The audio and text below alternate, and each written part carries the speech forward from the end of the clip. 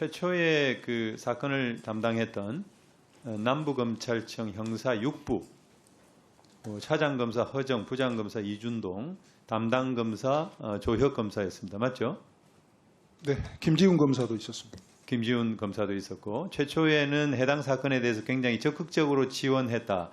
지난번 인사청문회 때 나와서 발언한 적이 있습니다. 맞죠?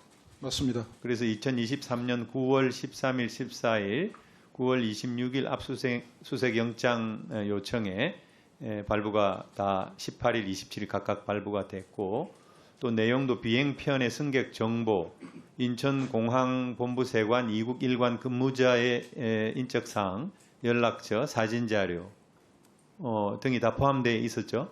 네, 그렇습니다. 그리고 심지어는 송치된 미결수 말레이시아인 2명에 대해서는 3일간 출정을 시켜서까지 현장 검증도 했죠.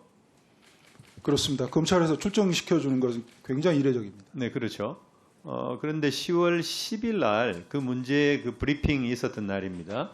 브리핑 직후에 남부검찰청 형사 6부의 조혁 검사로 추정이 되는데 대검에서 엄청 깨졌다라고 전화를 했다고 했는데 맞습니까?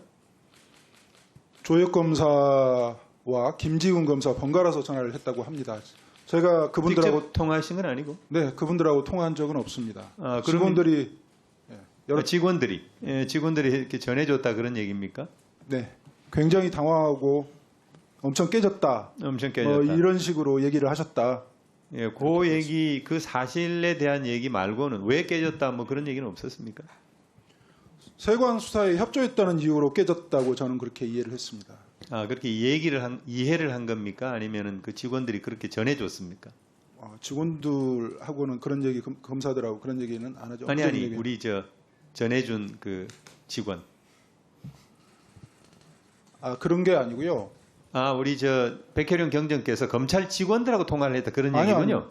그 김지훈 검사하고 조혁 검사가 우리 수사팀 직원들하고 통화를 했고요. 그러니까. 네. 그 당시에 그런 상황을 저한테 전달해 준 겁니다. 그러니까 우리 경찰 직원들이 전달을 해줄 때, 해줄 때 왜 깨졌다 하더냐 이렇게 물어봤을 거 아니겠어요? 세관 연루 사실에 대해서 구체적으로 물어봤던 정황으로 봐서, 그렇게 짐작을 그렇게 해석을 판단했다 그런 얘기군요. 알겠습니다. 그래서 그 전화가 있은 이후에 그 이전까지는 잘 나오던 영장이 검찰 단계에서 이제 막히는 일들이 벌어졌다. 대표적으로 10월 18일 날 세관 피의자 및 직계가족 계좌 압수수색 영장, 휴대폰 압수를 포함해 현장 검증 영장, 공항 CCTV 관련 영장 이런 것들이 다 전체적으로 반려가 됐고 맞습니까? 네, 맞습니다. 네, 10월 26일 날 다시 재신청을 했는데 또 반려가 됐죠. 계좌 영장은 반려가 됐습니다. 예, 그 계좌 영장, CCTV 영장, 휴대폰 영장이 다 반려가 됐는데 이후에는 두 번째에는 두 번째는 휴대폰 CCTV는 됐고 허가가 됐고 그걸 제가 계좌 영장은 반려가 됐다. 검찰에 공문을 보내서 알겠습니다. 사무 이전된 걸 제가 소명하라고 요청한 이후에 사회부 기자들이 검찰에 질의해줘서 영장이 청구된 걸로 제가 알고 있습니다. 알겠습니다. 그리고 계좌 영장 같은 경우에는 이제 두 번째 반려가 되니까 세 번째 반려가 되면은 신청 자체가 아예 안 되니까 하지를 않은 거죠. 네, 세 번째 기각되면은 수사 진행이 어렵습니다. 네, 그런 상황에 대해서 전체적으로 10월 10일 날 그 문제 10월 10일 날 형사 6부가 조직 개편이 되면서 형사 3부로 개편이 됐다고 했는데 이건 언제 아시게 된 겁니까? 잘 나오던 영장이 나오지를 않아서 처음에 방금 말씀하신 현장 검증 휴대폰 포함해서 계좌 영장 이게 기각되고 나서 제가 내용을 살펴봤더니 검사가 바뀌어 있는 겁니다. 그래서 직원들을 불러서 왜 갑자기 특수부에서 하던 마약 수사가 형사부로 넘어갔느냐. 2차장 산하에서 1차장으로 넘어가면 중요도가 떨어지는데 왜 이렇게 넘어갔느냐 물어보니까 직원들이 그때 조혁 검사, 김지훈 검사가 대검에서 엄청 깨졌다. 그런 식의 전화를 받았다. 굉장히 당황한 것 같았다. 네, 알겠습니다. 이런 얘기를 듣고 제가 검찰에 공문을 보낸 겁니다. 네. 그래서 지금 검찰에서도 이 청문회를 지켜보고 계실 텐데 오늘 최세윤 검사를 증인으로 신청을 했는데 나오지를 않았어요. 사실 납득할 수 없는 그런 이유를 대면서 출석을 하지 않았는데 오늘 이 질의 과정을 보고 이 뭐 문서로라도 답변을 좀 해주셨으면 좋겠다는 그런 말씀을 드립니다. 그리고 지난 23년 2월 5일 날 같은 말레이시아 마약 조직의 유통책이 필로폰 4kg을 몸에 부착한 채 들어오다가 세관에 적발이 됐습니다. 인천지방검찰청에 연락해서 긴급 체포가 됐는데 이때 담당 검사가 최세윤 검사였습니다. 네, 맞습니다. 그런데 이 검사가 공범이 더 있다라고 하는 것을 확인을 했고 구속영장 청구서 등을 통해서 공범 색출 필요성을 역설을 했습니다.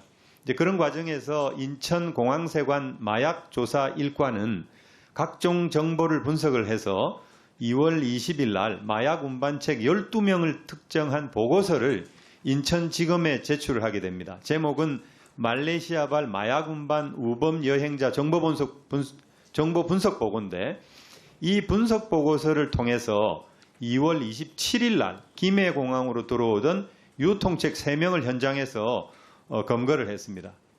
그런데 문제 1월 27일 날 일당 6명이 입국하는 상황까지 이미 그 CCTV나 이런 걸 다 분석을 해서 보고서를 썼을 거예요. 그렇게 그런 상황에서 유통책 3명을 2월 27일 날 또 검거를 했는데 이 담당 검사 최세윤 검사가 4월 12일 날 우리 그 백경정 수사팀이 압수수색 영장 추가 신청을 했는데 반려를 합니다. 이것에 대해서 결국 이해할 수 없다, 납득할 수 없다라고 생각을 하고 기피 신청을 내게 된 거죠. 네, 기피 신청할 때 서울청에 수사지부에 보고하고 그리고 나서 한 겁니다. 이유가 뭐라고 생각하세요? 우리 백경정 생각에는 그 마약 수사를 열심히 하고 공적을 올린 검사인데 그 뻔히 잘 알고 있는 내용에도 불구하고 왜 이때 당일날 4월 10일 날에는 영상이 반려됐다고 생각하세요? 1분만 주시겠습니까? 네, 정리해 주시기 바랍니다. 답변 간단히 해 주시기 바랍니다.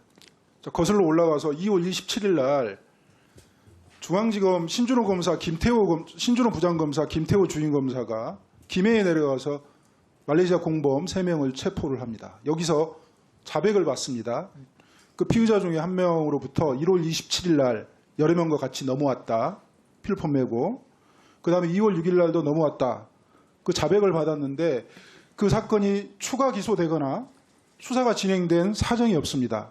그 자백을 받았을 때 인천지검으로부터 그 우범자 동향보고 12명을 받았을 테니까 분명히 최세훈 검사하고 그 다음에 김현실 부장검사하고 상의를 했을 텐데 이 사건이 1월 27일, 2월 6일 날 있었던 사건이 증발을 해버린 겁니다. 그러니 지금 최세훈 검사의 행동이 24년 2월 달에 남부지검으로 배치받은 것부터 수상하고요. 이 사안을 판사의 용어를 써가면서 필요성 없어서 기각? 저희는 그렇습니다. 지금 공범 12명을 관세청에서 밝혀냈잖아요. 그러면 우리가 그 과정을 우리도 좀 보겠다. 어떻게 밝혀냈는지. 자, 정리해 주시기 바랍니다. 네. 그 정도 수사를 하겠다는 그 취지지 그 이상 없었습니다. 네.